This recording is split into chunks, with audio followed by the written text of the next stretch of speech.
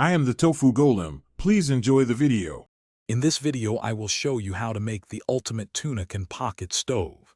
First, let's gather our essential materials. You'll need one clean, empty tuna can, a sharp utility knife, and a permanent marker. Don't forget a small roll of fiberglass insulation and some denatured alcohol, which will be our fuel.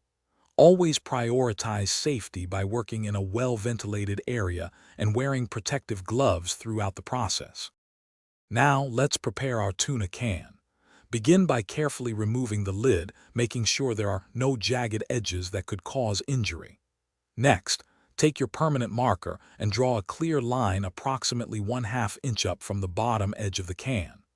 Along this line, you'll need to create 8 small, evenly spaced holes using your utility knife. These holes are crucial for proper airflow and efficient burning. With the can prepared, it's time to add the wick. Take your fiberglass insulation and cut a strip that is roughly 2 inches wide and about 8 inches in length. Carefully roll this strip tightly, creating a compact wick that will fit snugly inside your tuna can. Gently insert the rolled wick into the can, making sure it stands upright and fills most of the interior space.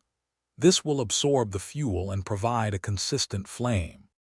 Finally, let's fuel and light our new pocket stove.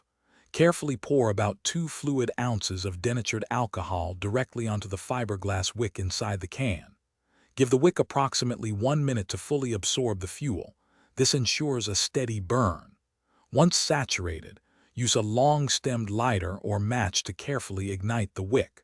Your ultimate tuna can pocket stove is now ready to provide a small, efficient flame for your needs. Thanks for watching. Consider subscribing if we helped you today.